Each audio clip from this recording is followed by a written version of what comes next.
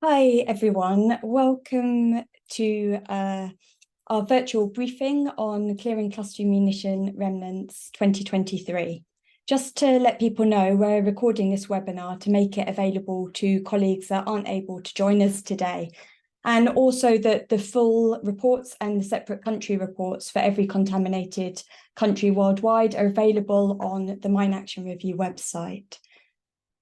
So I'd like to start by thanking our donors, that's Canada, Norway and Switzerland, for their support, which makes our work possible and is very appreciated.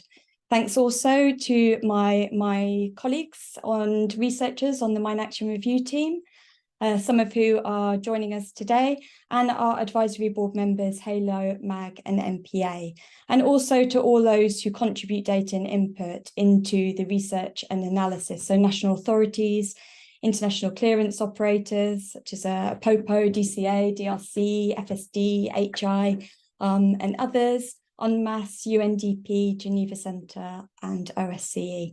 And we really want these reports to be used as implementation tools, and the input and collaboration from partners in affected countries and national authorities is really central to our work.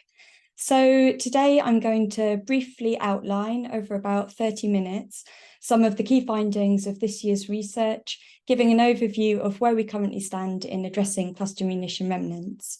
I'll also include some results of a handful of indicators of the Lausanne Action Plan, which Mine Action Review monitors, and also touch upon some environmental considerations and initiatives, as this topic is increasingly gaining traction within the mine action community. And then there'll be an opportunity for questions and answers at the end.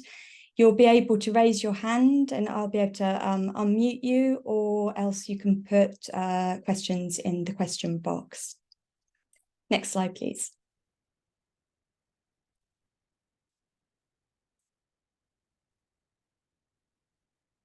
Next slide, please, Alex. Thanks. So starting with clearance in 2022, global total of more than 170.7 square kilometres was cleared of cluster munition remnants in 2022, with the destruction of more than 102,400 unexploded submunitions. So this is an excellent achievement.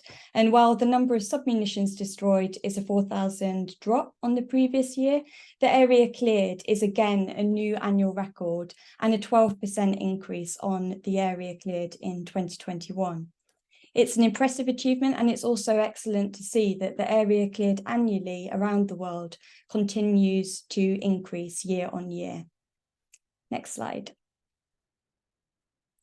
So clearance in the 10 affected state parties in 2022 covered a total of more than 74 square kilometres of cluster munition contaminated area, and that was an increase of 6% on the previous year. And then clearance in the 11 states not party that did clearance and 2 other areas amounted to 96 square kilometres, and that's an increase of 11% on the previous year.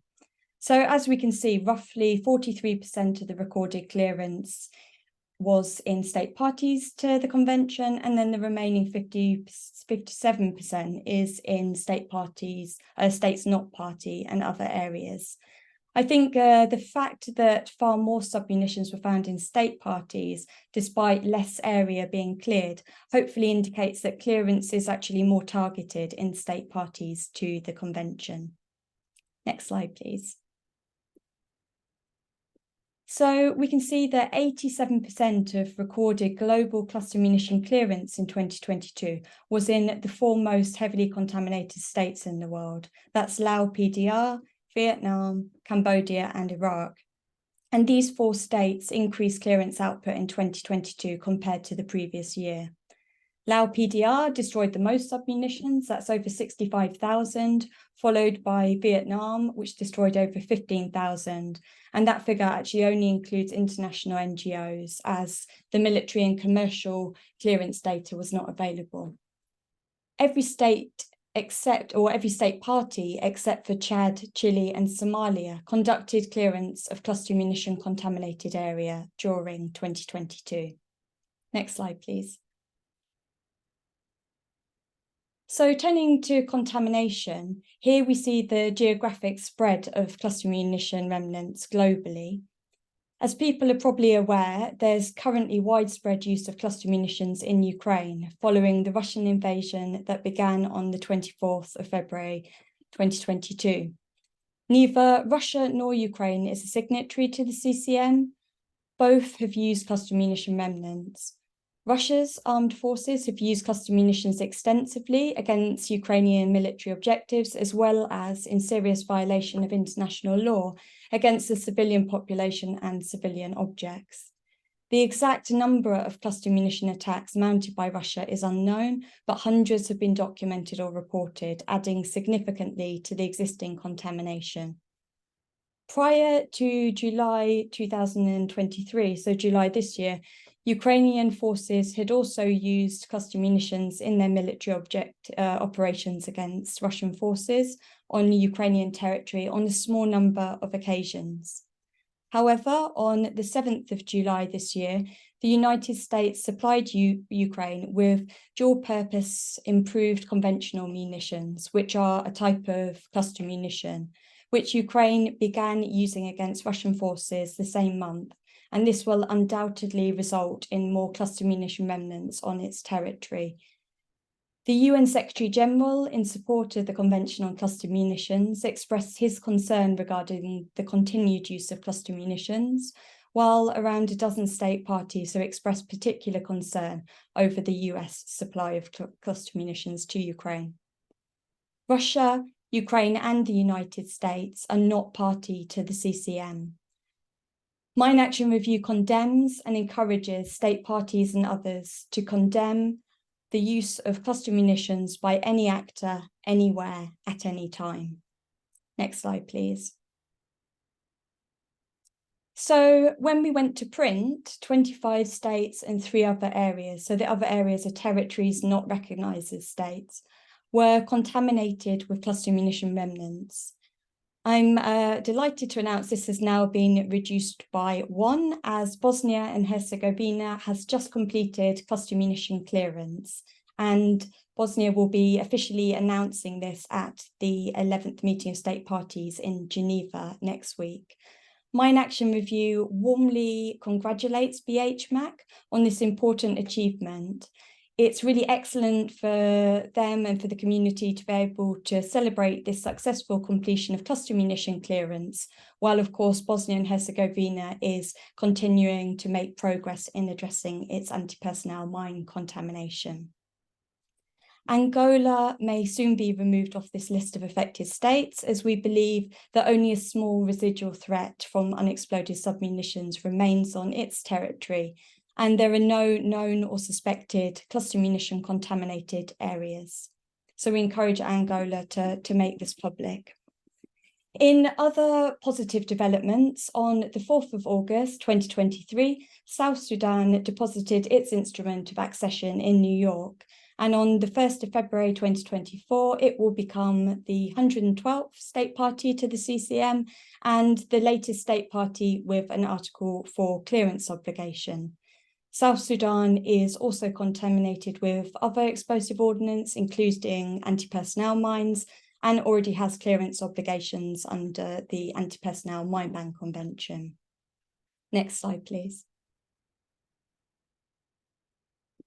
So looking at the remaining contamination challenge in state parties, as I mentioned, it's now actually 9 affected state parties to the CCM, now that Bosnia and Herzegovina has completed clearance. And based on our own assessment of the extent of contamination, we believe that only Lao PDR is massively contaminated, so that's defined as covering over 1,000 square kilometres, while heavy contamination, so that's between 100 and 1,000 square kilometres, exists in Iraq. And then the extent of contamination in all other affected state parties is medium or light.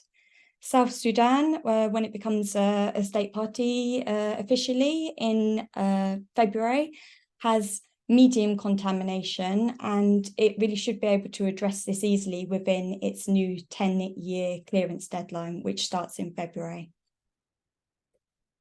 Next slide, please. So returning and looking at the progress in implementing CCM Article 4 obligations, we're concerned by the slow pace of survey and clearance in too many state parties, and we're seeing requests for Article 4 deadline extensions by those with relatively limited contamination. In many cases, state parties could have fulfilled their Article 4 obligations within the initial 10-year clearance deadline had there been sufficient political commitment to do so. Of the affected state parties with clearance obligations, only 2 were on track as of the 1st of August. Bosnia and Herzegovina, as we said, has subsequently completed, and this leaves only Chile hopefully on track to meet its current deadline of June 2026 without the need for a further extension. We understand that Chile plans to undertake cluster munition clearance this month, which is very good news and is also long overdue, more than 12 years after it becoming a state party to the CCM. It's unclear whether Afghanistan is on track to meet its deadline. The change in regime following the takeover by the Taliban in August 2021 has led to the imposition of international sanctions and some disarray in the management of the National Mine Action Plan. The new government has committed to complying with the CCM, including its Article 4 clearance obligations, but financial reality may make that impossible. We welcome that the Afghanistan government has submitted its CCM Article 7 report this year, which covers 2022, and we hope that the major challenges following the change in regime don't derail Afghanistan's progress in cluster munition clearance. So none of the other state parties are on track to meet their existing deadlines. Chad requires international funding to conduct a non-technical survey of Tibesti province in the north of the country, and unless international community supports Chad in this survey of the final province, it remains being on the list of affected countries indefinitely. But with international funding, it could actually be the next state to achieve completion. And the same applies to Mauritania, which needs international funding to clear its 9 remaining cluster munition contaminated areas. And without international funding, it will take many years for Mauritania to address it with its very limited national capacity. And Somalia's compliance with the CCM risks being called into question after its failure to conduct cluster munition clearance for several years now. Furthermore, at present, it's the only affected state party which is yet to submit its Article 7 transparency report for so far this year. And we urge Somalia to submit that Article 7 report and to focus on its commitments under the Convention and elaborate a work plan for determining the baseline of contamination and for addressing it. And we call for implementing partners and donors to support Somalia in this endeavour. Next slide, please. So turning briefly to Mine Action Review's assessment of national programme performance in 2022. No state party was ranked as very good, but Germany, Laos PDR and Lebanon were again ranked as good, with Lebanon ranked as the top performing country in 2022, with a score of 7.6, up from 7.5 in previous years, or the previous year. Afghanistan, Bosnia and Herzegovina, Chile, Iraq and Mauritania were all ranked as average. Chad remained poor, while Somalia, despite achieving a small increase in score in information management and reporting, remained very poor for the reasons previously outlined. Next slide, please. So looking at the outlook, Mine Action Review believes that by 2030, clearance of all cluster munition contaminated area could be completed in most areas apart from state parties Iraq and Laos PDR and states not party Cambodia, Syria, Ukraine, Vietnam and Yemen.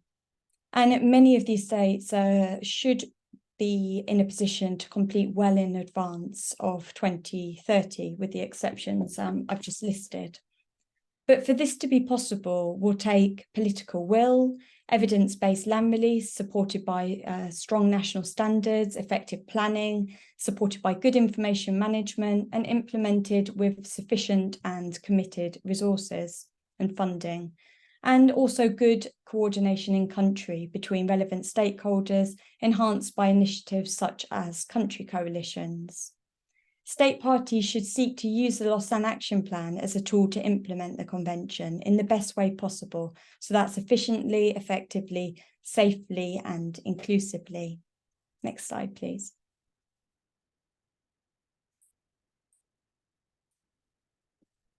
So I am going to go through 5 of the indicators in the Lausanne Action Plan, which was adopted at the second review conference in 2022. And it includes measurable indicators. Mine Action Review is currently providing civil society monitoring of the implementation of the action plan with respect to survey and clearance. And this is based on our broader research and not only on official treaty reporting. So the provisional results of the 2023 monitoring are on our website. States are not fully implementing the actions and indicators applicable to them, but we really hope that through the efforts of national authorities, with the support of their implementing partners, affected states will be able to identify where the gaps are and then make progress in addressing them between now and the CCM third review conference in 2026. I'm going to highlight the results, as I say, of 5 of the 20 indicators, but the full reports are available online. And we will be removing Bosnia and Herzegovina from the monitoring results as it's now completed clearance. So we'll be assessing 9 of the affected states in total, which I've reflected in these indicators I'm going to present. Next slide, please. So looking at an accurate baseline of contamination, Action 18. This is essential for Article 4 implementation and for accurate planning for completion.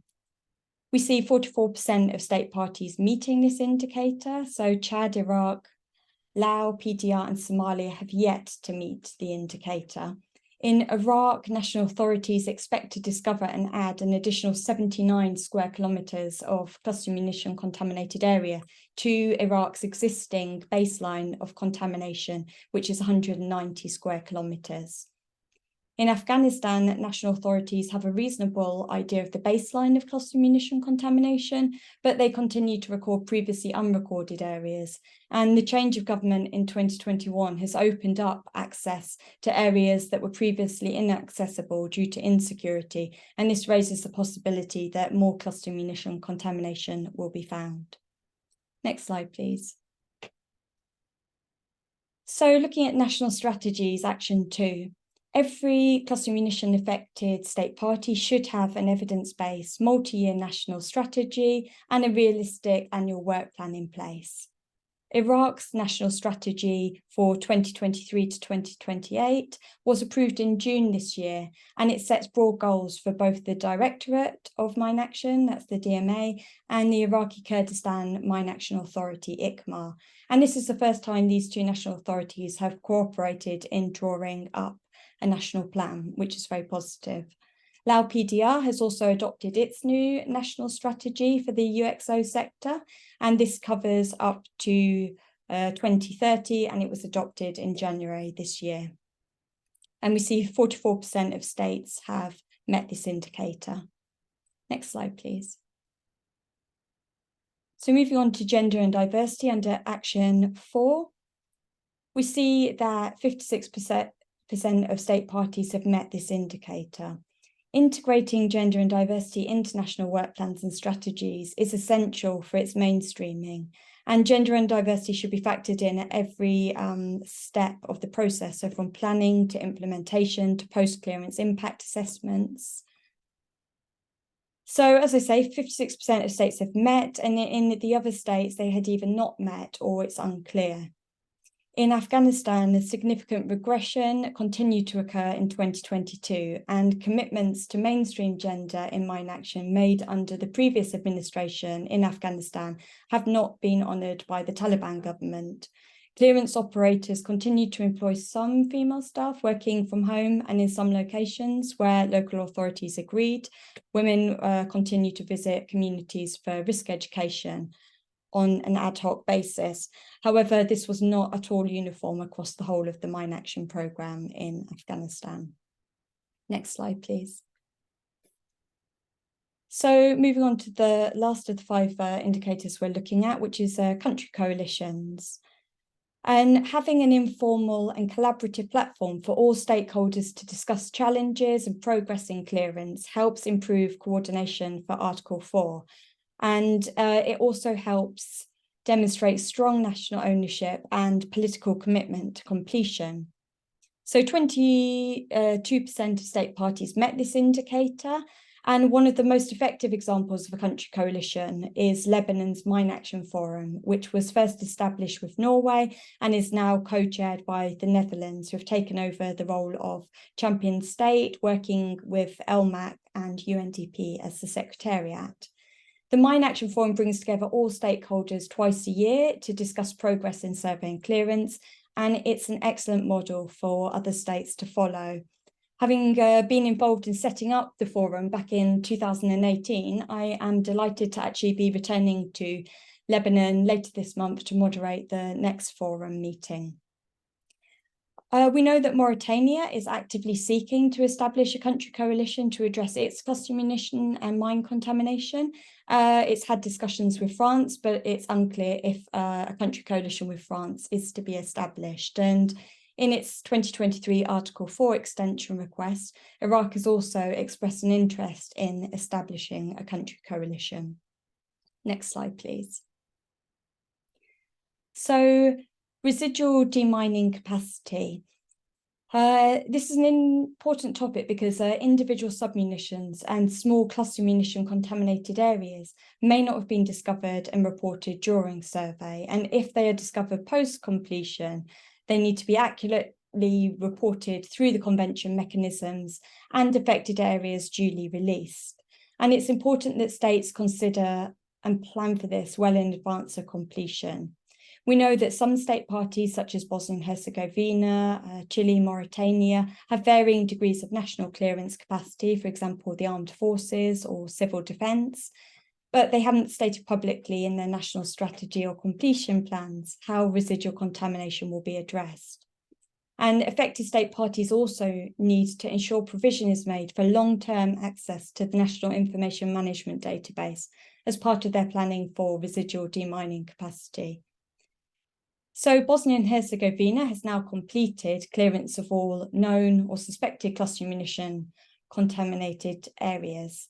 However, as recently as in the last couple of months, previously unknown cluster munition remnants have been found by a member of the local community, and that was tasked by BHMAC to MPA for land release and clearance. And this finding of residual contamination is likely to happen in the future too, and is fine, and it is really expected in somewhere like Bosnia and Herzegovina that's had significant cluster munition contamination. And the important thing is that BHMAC now provides details of what plans it has for addressing the discovery of previously unknown contamination now that it's completed cluster munition clearance.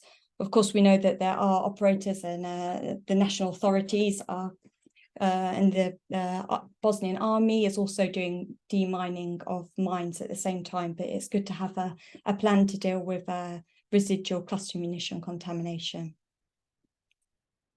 So next slide, please. So I want to actually now move on to the environment just for the last 5 minutes of the presentation today. The Lausanne Action Plan includes reference to the environment in several places, including reference to survey and clearance in Action 21. And this action point includes the importance of taking into account international standards, which of course include IMAS 713 on environmental management in mine action.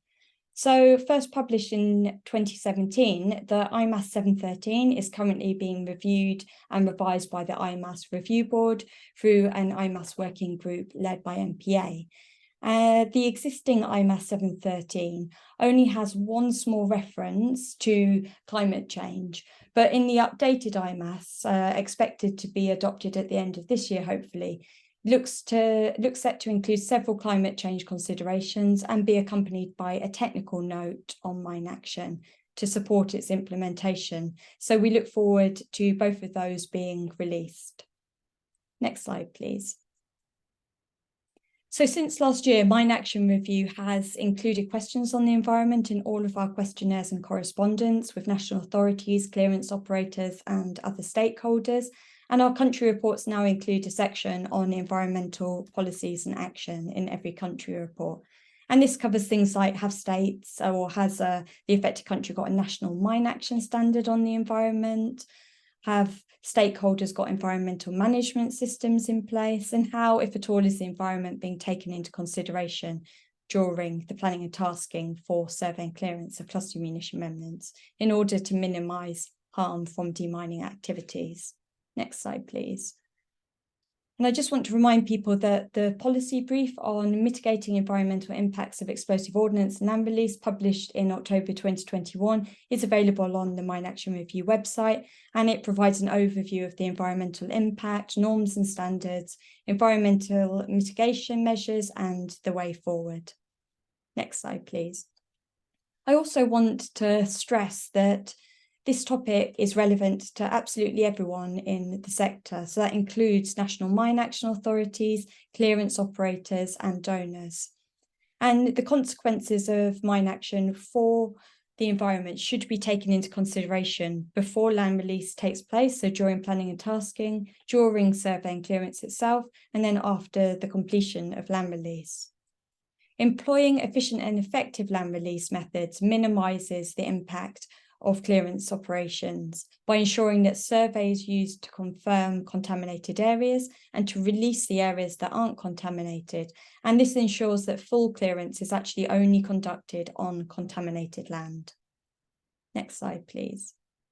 So there are some excellent examples of initiatives being taken to mitigate environmental harm in survey and clearance programmes, such as installing solar panels, recycling of plastics, not removing or burning vegetation unnecessarily, taking care not to contaminate water sources, use of mechanical assets and more.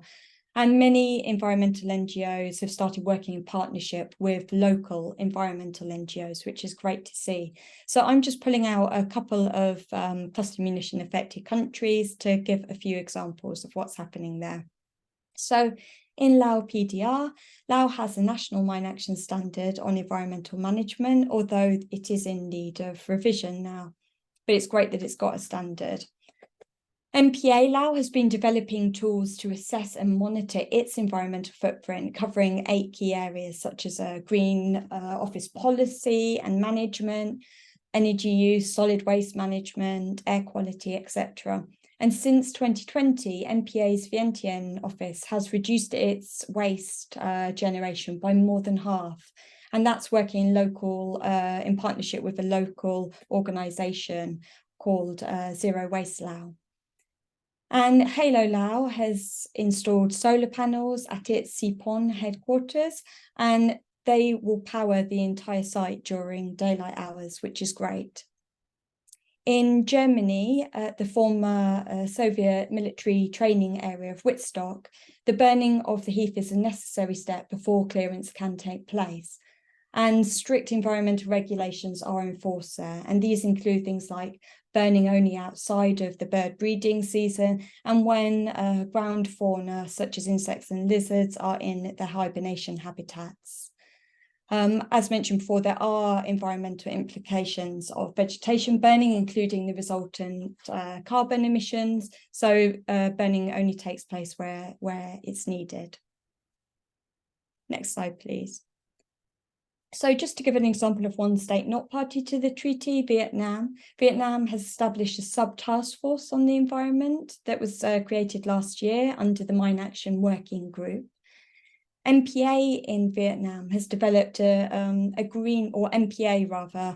developed a green field tool that assesses environmental impact of mine action operations and includes guidelines for field operators to minimise negative environmental impacts, as well as to enhance positive contributions to the ecosystem. And that tool is currently being piloted by its Vietnam programme and is scheduled to be implemented across all MPA's programmes in 2024. So we look forward to that being made available and shared within the community. In one province, MPA has actually integrated questions on climate change and the environment into its non-technical survey methodology. And it's implementing this new survey approach, which it's calling Total Mine Action Survey. And this helps it collect data and assess the impact of explosive ordnance and plan land release operations on the environment, and also to collate information on the potential impact of climate change on contaminated areas, which can then potentially be passed on to other stakeholders that can use this for climate change planning. MPA has also been developing new methodologies for soil sampling with a view to better identifying the environmental impacts from any leaking into the ground of dangerous substances from unexploded ordnance. Next slide, please. So in June, Mine Action Review moderated a plenary session on mine action, climate and the environment at the 26th International Meeting of Mine Action Directors and United Nations Advisors, so the NDM. The panel discussion, the recording of it is available on the NDM 26 website, and it explored why this topic is of utmost importance to the sector. So panelists included MPA on behalf of the Environmental Issues in Mine Action Working Group, Karen Chandler, the Director of PMWRA in the US State Department, the Director of BHMAC, and the Chief Policy Advocacy and Donor Relations Director at UNMAS. According to the UN's summary of the NDM meeting, this plenary was actually ranked the most appreciated, with 90% rating it excellent or good. So it's excellent to see that there actually is growing engagement and interest on this very important topic for the sector. Next slide, please. And finally, I just want to draw people's attention to the resources page on the new Environmental Issues and Mine Action Working Group website, which the working group launched this year. So the URL is www.environmentinmineaction.org, and there are some very good resources there. We wanted to make it as a kind of a repository for the mine action sector. The working group, to which Mine Action Review is also a member, welcomes new members from across the sector, from civil society, clearance NGOs, commercial operators, national authority. Anyone that's got an interest in the environment working in the sector is welcome to join. And you can have a look at the website, the working group website, for more information on that. Next slide, please. So I'm going to stop there. Both Clearing Cluster Munition Remnants report and the Lausanne Action Plan monitoring are available on the Mine Action website, along with the environmental report, for people to read in their own time. And as always, we welcome feedback and comments from all stakeholders on any of our publications, either to mineactionreview@mpa.org or to me directly. And I'm very happy to take comments or questions on the presentation or the reports. And I think we also have some representatives from our advisory board members, HALO, MAG and MPA, with us today that might also want to kind of make comments on some of your questions. So if you either raise your hand if you've got a question, or I should also actually be able to see if there's questions in the chat box as well. I'm happy to take those.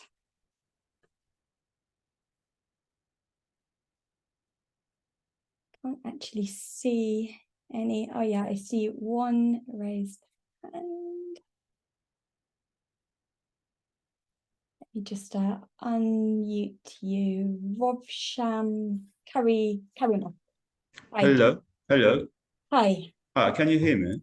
Yes, I can hear you. Yeah, my name is Farhad Issayev. I'm Deputy Head of Risk Education, International and Public Relations Department of the Mine Action Agency of the Republic of Azerbaijan. We have few comments regarding the report, if you don't mind. So in this, there is a separate section called Nagorno-Karabakh within the part of the other areas. And we would like to remind that it's not Nagorno-Karabakh, is internationally recognized part of Azerbaijan, and it's officially called Karabakh Economic Region of Azerbaijan. And also you have also mentioned yourself in this document report that Azerbaijan regained control over the most of its internationally recognized territories. And so we think it's better, it should be in the Azerbaijani part of the report, not as a separate unit. This is our suggestion, and it should be named Karabakh Economic Region of Azerbaijan instead of Nagorno-Karabakh, because there is no more Nagorno-Karabakh issue. And secondly, in the key development unit of that mentioned section, there are some incorrect information, we think.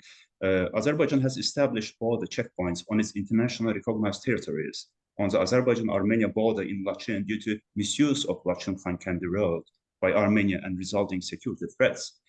It was a response to Armenia's action in violation of tripartite statement on November 10, 2020, such as illegally transferring manpower, ammunition, including mines, as well as other military equipment to the Armenian armed formations on the territory of Azerbaijan, which is currently and temporarily under the control of Russian peacekeepers. So, and it's not a blockade. An alternative road, Agdam-Khankandi, was proposed by Azerbaijan as a part of integration of Armenian residents of Karabakh into the political Karabakh Economic Region of Azerbaijan, into the political, economic, and social sphere of Azerbaijan. So we kindly request you to take into account our positions and comments on this matter. Thank you very much, and thank you very much for your presentation, first of all. Thank you very much. That's it. Yeah, thank you very much for those comments. Of course, Mine Action Review strives to be impartial when it comes to kind of territories and other areas, but we do assess when we consider areas to come under a state or not, and we keep this in constant consideration. So thanks for your comments on that and on the Lachen corridor and other areas. We know that the International Court of Justice, I think, and the EU have kind of urged an unblocking of that corridor to enable kind of access to that area. So we also encourage that to facilitate. Yes. But we offered alternative roads. So we offered Agdam-Khankandi alternative road, and we sent the humanitarian aid, but it was refused. You know, that's why it's not a blockade and it's not a something like that. So we don't agree with that part. Thank you very much for that. Okay, but yeah, thank you very much for your comments, and also to Animar for its collaboration on the Azerbaijan report, which we very much appreciate. So thank you to your colleagues for that. Thank you. Thank you.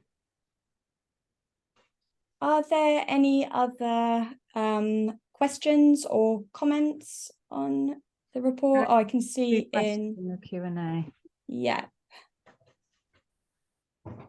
So one of the questions is, do we keep a database of some of the quantitative information from the Mine Action Review reports? So we do have a database for our own use to come up with the totals. We try and summarize as much of that information as possible in the overview of the annual publications.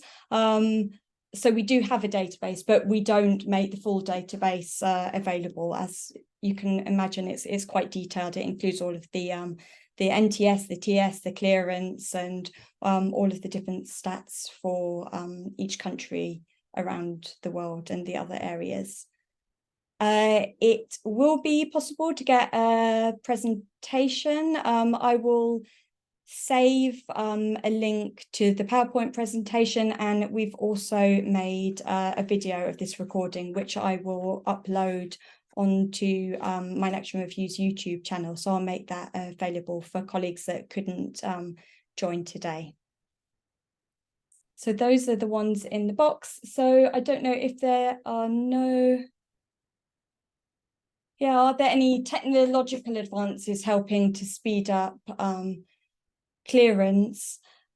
I think this is a good question. Definitely our understanding of the kind of land release methodology is helping speed up clearance in terms of really only targeting clearance where there's confirmed hazardous areas. We've seen increasingly the kind of use of drones as part of survey and to identify. In some cases, you can actually see the cluster munitions through thermal imaging. Dogs have proved effective in kind of technical survey and the clearance side in some countries. So we really encourage stakeholders to use the full and consider the full demining toolbox available to see what's applicable and what's the best use of assets in their country. And detectors also are kind of developing as well in terms of cutting out metal content. And of course, that's why dogs are useful as well, because of course they detect explosives rather than metal, so they can cut through the scrap metal where that might be hard. Any other comments? I guess last of all, I would like to just take the opportunity to congratulate Bosnia and Herzegovina again. I see we've got Sasha Obradovic, the director of BHMAC, with us today. So yeah, a big congratulations to BHMAC for completion, and look forward to celebrating in Geneva next week. So I look forward to seeing everyone that's there. We will actually have a side event there as well, and Halo Mag and MPA are joining that side event to also talk about cluster munition contamination in Ukraine and the nature of cluster munition contamination versus other explosive ordnance, and failure rates, and why unexploded submunitions are one of the most sensitive types of unexploded ordnance to actually address and deal with. So that should be interesting. Thank you very much to everyone for joining today. I will end there. Thanks very much.